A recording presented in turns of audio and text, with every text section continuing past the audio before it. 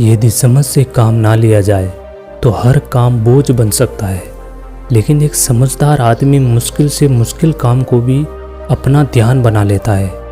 आज की जो बहुत कहानी मैं आपको सुनाने वाला हूँ, इसके अंदर आपको एक ऐसा अचूक तरीका मिलेगा, एक ऐसी विधि मिलेगी कि उसके बाद आप हर काम को अपना ध्यान बना लोगे। तो चलिए शुरू करते हैं। एक नगर के राजा को ये पता चलता है कि उसके नगर में लात्सु नाम का एक असाधारण साधु रहता है और लात्सु के हर शब्द में जीवन का सार छुपा हुआ है। उसी का पता करने के लिए राजा एक दिन अपने घोड़े पर बैठकर लात्सु से मिलने के लिए चल लेता है।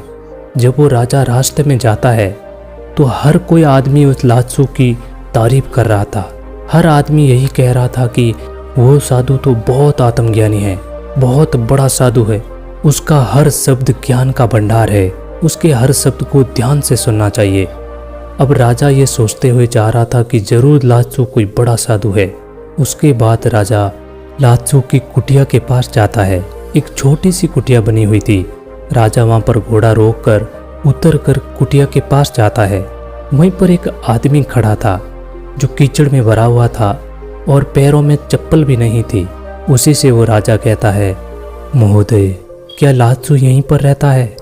वो आदमी कहता है, आप कुटिया के अंदर बैठिए, मैं अभी लात्सु को बुला कर लाता हूँ। उसके बाद राजा कुटिया के अंदर जाकर एक टूटी फूटी खटिया पड़ी थी, वहीं पर बैठ गया। थोड़ी ही देर में लात्सु कुटिया के अंदर आता है। तभी राजा देखता है कि अरे, आप तो वही हैं जो अभी बाहर में खड़े थे। तभी लात्सु कहता है, माफ़ करना महाराज, मैं कोई छोटा सा कार्य कर रहा था, बताइए आपका कैसे आना हुआ? तभी राजा कहता है कि मैंने सुना है कि आप जैसा असाधारण आदमी इस नगर में कोई नहीं है, इसीलिए मैं आपसे मिलने आ गया। मैं आपसे आत्मज्ञान पर ज्ञान चाहता हूँ, लेकिन माफ़ कीजिए, मैं देख रहा हूँ कि आपके पास तो कोई किताब नहीं है, ना कोई सिद्धि और ना ही कोई कला के संकेत दिखते हैं, लेकिन फिर भी आप बहुत शांत दिख रहे हैं। क्या आप मुझे अपना रहस्य बता सकते हैं कि आप इतने शांत कैसे रहते हैं?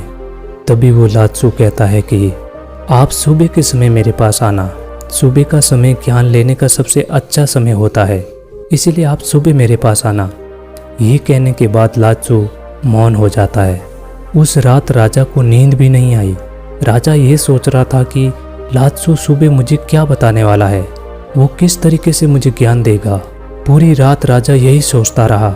जब राजा सुबह उठता है तो लात्सु एक बगीचे के अंदर खड़ा था और लात्सु कहता है कि राजा इधर आओ, और राजा को अपने पास बुलाकर लात्सु कहता है, आप इन पौधों को देखो, ये 15 पौधे हैं।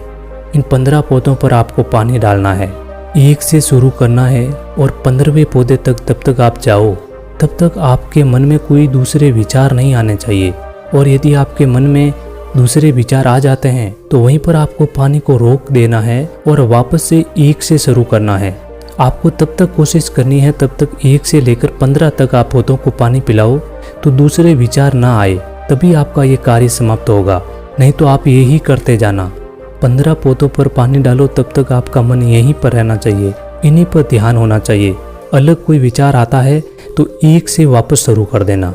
अब राजा को पहली बार काम मिला था। अब राजा पहले पौधे से पानी शुरू करता है और वो दूसरे और तीसरे पौधे तक ही पहुंचता है कि राजा अपने महल के बगीचे के बारे में सोचने लगता है। अब राजा को पता था कि लात्सु उसकी परीक्षा ले रहा है और यदि कोई चालाकी करेगा तो वो पकड़ा जाएगा। राजा वापस से पहले पौधे पर पानी डालना शुरू करता है, लेकिन इस बार वो सिर्फ दूसरे पौधे तक ही पहुंचा कि अपने बगीचे में लगा एक फल के बारे में सोचने लग गया। राजा फिर से पहले पौधे पर पानी डालना शुरू किया। ऐसे करते करते राजा पूरा दिन यही काम करता रहा, लेकिन एक जगह ध्यान लगाकर वो 15 पौधों पर पानी नहीं डाल पाया। ऐसे ही राजा के मन में विचार चलते जाते और राजा वापस से पहले पौधे से शुरू कर देता। अब राजा थक हार के बैठ गया। तभी लात्सु राजा के पास आता है और लात्सु राजा को कहता है कि मैं आपकी ईमानदारी से बहुत प्रसन्न हुआ। मुझे पता है कि आप ईमानदारी से काम कर रहे हैं, तो अब मेरी बात गौर से सुनो। जब कोई काम करते वक्त हमारा मन पूरी तरह विचारों से खाली रहता है तो हर काम हमें असीम ज्ञान देने वाला मिलता है, क्योंकि उसमें हमारे मन में साइलेंट अवेयरनेस उत्पन्न होती है। और जब साइलेंट अवेयरनेस उत्पन्न होती है तो हमें हर काम ज्ञान देने वाला मिलता है, हर काम में मन लगता है और उसी काम में हम ध्यान लगा पाते हैं। लेकिन तब राजा कहता है कि ये संभव कैसे होगा, कोई भी काम करते हैं तो अलग विचार तो आना ही है, एक जगह तो ध्यान लग ही नहीं पाता है। तभी लालचू ने कहा, राजा तुम पेड़ों पर पानी नहीं डाल रहे थे, तुम ये काम जल्दी जल्दी ख़त्म करना चाहते थे, तुम इस काम को जल्दी ख़त्म करके मुझसे बात करना चाहते थे। और तब तक हम ऐसा करेंगे तब तक हर काम हमें बोझ ही लगेगा। तुम इन पौधों पर पानी डालो तो यही सोचो कि मेरा यही काम है, बस और कोई काम नहीं है। पूरा मन अपने इसी काम पर लगाओ, इस काम को बोझ मत समझो कि इसको जल्दी ख़त्म करूँगा और आराम करूँगा। ऐसा मत सोचिए, ऐसा सोचेंगे तो आप एक जगह मन नहीं लगा पाएंगे। आपको बस यही काम सोचना है और इसी में पूरा अंतर्मन हो जाना है कि यही काम करना है और मैं यही काम करने के लिए बना हूँ। बस इतना सोचकर उस काम को करो। तभी राजा कहता है कि ये सब बातें तो मैं समझ रहा हूँ, लेकिन ये करना बहुत कठिन है। क्या ऐसा करने के लिए मुझे अकेले होना पड़ेगा? क्या मुझे पहाड़ों में जाकर तपस्या करनी पड़ेगी? तभी लालचू कहता है कि शांत मन तो हमारे पास में मौजूद है, इसके लिए कहीं पहाड़ों में जाने की जरूरत नहीं है। हमारे अंदर ही शांत मन है, हमें बस उसी को पहचानना है।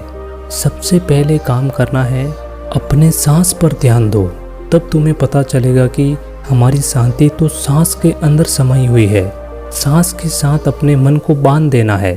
तुम कोई भी काम कर रहे हो, सांस ले रहे हो, चल रहे हो, सो रहे हो, बस अपनी सांस पर ध्यान दो। और जब आप ऐसा करते हो तो बिखरा हुआ मन समेटने लगता है, एक जगह सांस पर आना शुरू कर देता है। और ऐसा करने से हमारा मन एकाग्र हो जाता है, वन पॉइंट हो जाता है। किसी भी काम को करने के लिए यदि हमारा मन वन पॉइंट हो जाता है तो हमारा मस्तिष्क, हमारा शरीर सभी एक ही जगह काम करने लग जाते हैं, उसी काम पर एकाग्र हो जाते हैं। उस समय कोई विचार हमारे मन में नहीं आते हैं, उस समय कर्म और कर्ता एक हो जाता है और साइलेंट अवेयरनेस उत्पन्न हो जाती है।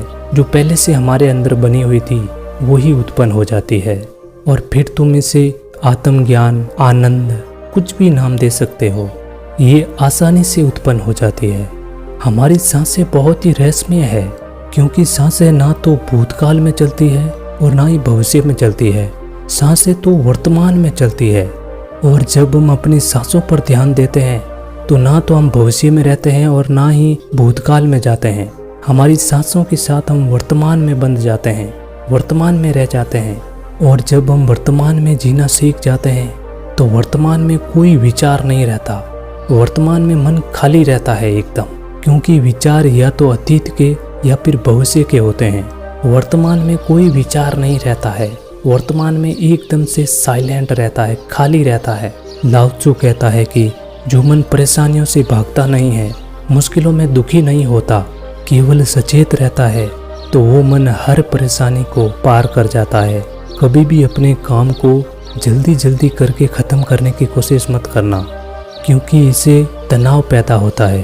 क्योंकि आप यहाँ पर काम नहीं कर रहे हो, आप कहीं और काम कर रहे हो। तनाव के कारण मन में विचार हावी होने लग जाते हैं और जो काम वर्तमान का दरवाजा था, वर्तमान का सुख था, वही हमारे लिए बोझ बनना शुरू हो जाता है। जब भी काम करना शुरू करो तो मन को अपने सांस के साथ ले आओ। सांस के साथ लाने से धीरे धीरे वो काम हमारे लिए ध्यान बन जाएगा, वही काम हमारे लिए ज्ञान का दरवाज़ा बन जाएगा। उसके बाद वो राजा कहता है कि महाराज, एक समय में दो काम कैसे कर सकता हूँ? या तो मैं अपने सांस पर ध्यान लगा सकता हूँ या फिर मैं अपने काम पर ध्यान लगा सकता हूँ। यदि मैं अपने सांस पर ध्यान लगाऊंगा तो मैं अपने काम पर ध्यान नहीं लगा पाऊंगा और वो काम पूरा नहीं हो पाएगा। और यदि मैं अपने मन को पूरे काम पर लगाऊंगा तो फिर मैं अपने मन को अपने सांस पर नहीं लगा पाऊंगा। वो राजा कहता है, क्या कोई ऐसा नहीं हो सकता कि मैं अपना पूरा ध्यान अपने काम पर लगाऊं? उसके बाद लाओत्सु कहता है कि अभी तुम पौधों पर पानी डाल रहे थे, लेकिन फिर भी तुम्हारे मन में विचार आ जाते थे। तुम्हारे मन में बहुत सारे विचार उत्पन्न हो रहे थे, क्योंकि तुम हर समय काम करते नहीं रहोगे। काम तो थोड़ी देर के लिए रहता है, लेकिन सांस तुम हर समय लेते हो। इसीलिए अपने सांसों पर ध्यान लगाओ। इसीलिए मैंने तुझे सांसों का ध्यान बताया है। ताकि तुम सांसों पर जब ध्यान लगाओगे तो तुम हर समय ध्यान लगाते रहोगे।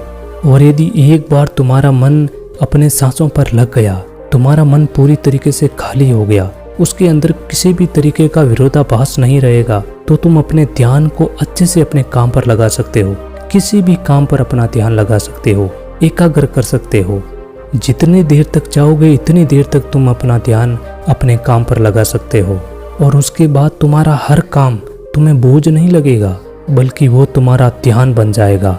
लेकिन इसके लिए तुम्हें संसार से बिल्कुल उलट चलना पड़ेगा। संसार में सभी लोगों के अंदर एक दौड़ लगी हुई है। हर कोई आदमी दूसरे आदमी से आगे निकलना चाहता है, एक दूसरे से जल्दी अपना काम खत्म करना चाहता है। और वो जल्दी काम खत्म करने के चक्कर में वो वर्तमान में नहीं रुक पाता है, वो अतीत या भविष्य में ही घूमता रहता है। और इसीलिए वो अपने काम को कभी भी ध्यान नहीं बना पाता है। तुम हर पल में रुकना सीखो, वर्तमान में जीना सीखो। ठहर जाओ, रुक जाओ एक ही जगह और धीरे धीरे अपने सांसों पर ध्यान लगाओ। एक ही जगह लगाओ, एकाग्र करो अपने मन को सिर्फ अपनी सांस पर, और अपनी सांसों पर ध्यान लगाते हुए किसी भी काम को करते जाओ। और जब तुम ऐसा करोगे तो धीरे धीरे तुम्हें लगेगा कि तुम्हारा मन विचारों से पूरी तरह खाली हो रहा है, तुम्हारा मन वर्तमान में आ रहा है, तुम हर काम पर ध्यान लगा पा रहे हो। उस समय तुम्हें वास्तविकता की झलक दिखाई देगी। तो दोस्तों, कैसी लगी ये कहानी? यदि कहानी आपको पसंद आई तो वीडियो को लाइक और चैनल को सब्सक्राइब जरूर कर देना, क्योंकि ऐसी कहानियाँ हम आपके लिए लाते रहेंगे। मिलते हैं अगली कहानी में, तब तक के लिए अपना ख्याल रखें।